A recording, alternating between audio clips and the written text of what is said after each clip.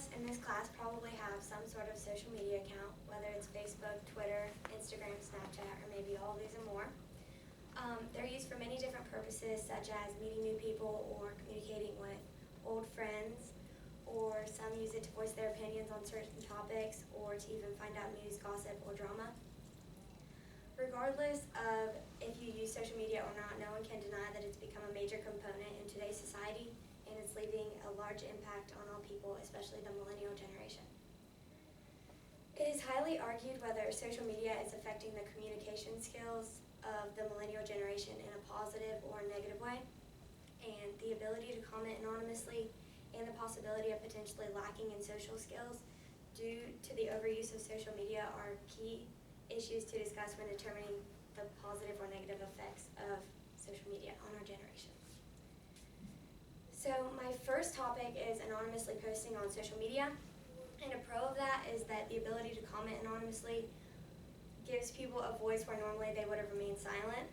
So many people are more willing to engage in different activities or actions when being protected by a computer or an anonymous profile. It allows people a sense of physical and mental safety because no one knows who you are or where you are. And it helps people explore interests without pressure.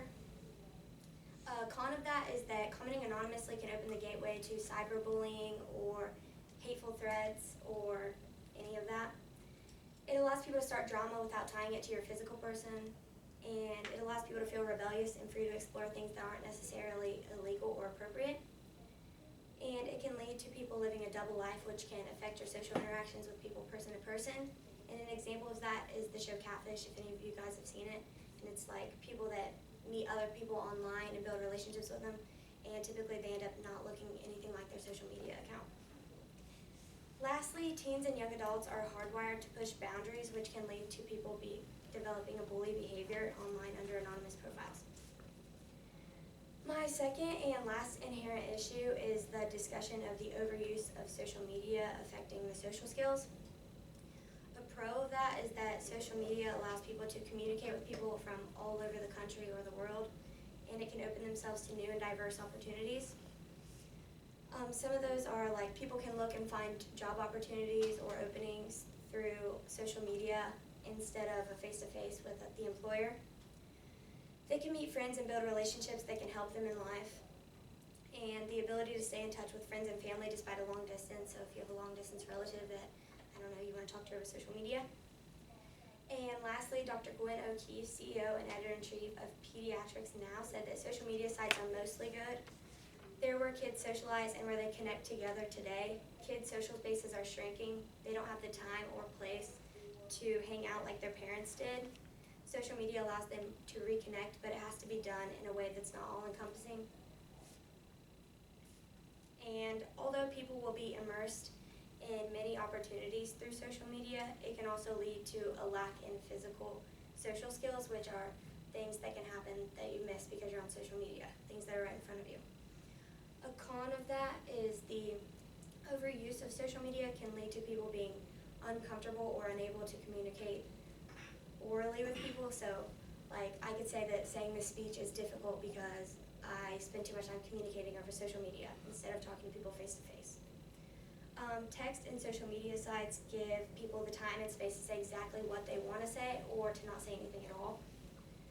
But with face-to-face communication, it forces people to think right on the spot and to voice their words just right, and people can feel under pressure due to that.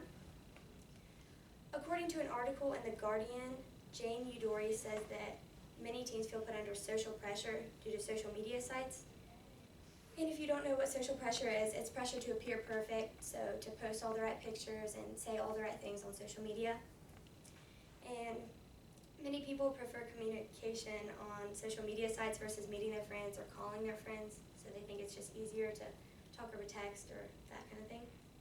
Many disputes or relationships are made and handled through social media versus person to person, and an example of that is the increasing number of Twitter fights that we see nowadays instead of physical fights. And in conclusion, whether you personally delve into social media or not, we can't deny that it has become a necessity to most in today's society. People are seen everywhere, walking at the hair salon, getting a pedicure, laying in bed, and even driving with a phone in their hand surfing some sort of social media. it's how most of us are wished happy birthday, how we share pictures, and how we stay in touch with people. Many people are discussing the effects of social media, and there are numerous pros and cons when discussing commenting anonymously and online communication. Some say that it's negative and it should be eradicated immediately, and some say that social media is positive and an innovative way to connect communication and culture.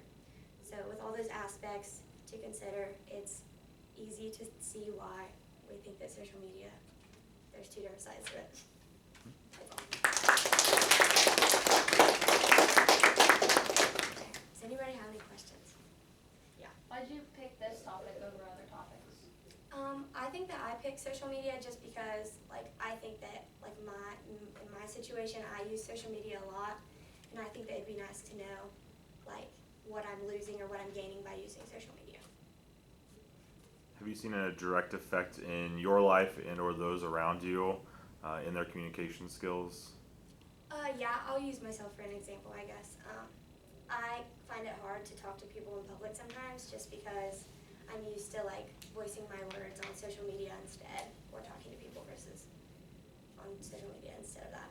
Would you say that you're a pretty vocal person in the social media world versus the physical world? I would say I'm more vocal on social media than in public, I'd say. Okay.